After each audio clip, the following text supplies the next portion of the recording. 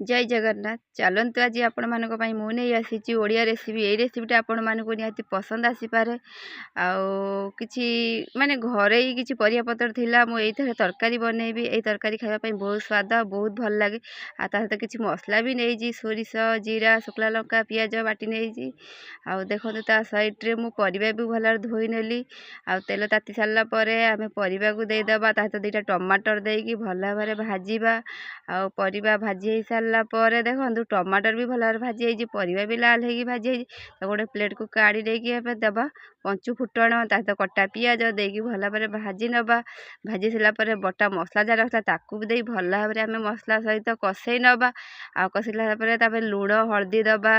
स्वाद अनुसार लुण भी देले आउ तो भजा टमाटर भी रखिले ताकू भी देदेबा देकी भल भाव मसला सहित टमाटर को कषई नवा कषई सारापर परिबा जहाँ भाजिक रखिले ताकू भी देकी भल भाव आम कषई नवा आ परिबा भल भाव कषि हो सारा पर आवश्यक अनुसार आम पानी दबा आम जी झोल खाइबा सेतिक अनुसार आम पानी दबा देकी आउ ढंकई दबा किछ समय तरकारीटा फुटवाई फुटी सारा पर आम तरकारी को किसी समय पर काढ़ी देखा आउ देखो फुटी भल भाव आलू सारू सीझी कि ना देखो आलू सारू बहुत भल भाव सीझी चाहिए ये आपण मैंने धनिया पत्र आड करेंगे जो मो धनिया पत्र नाला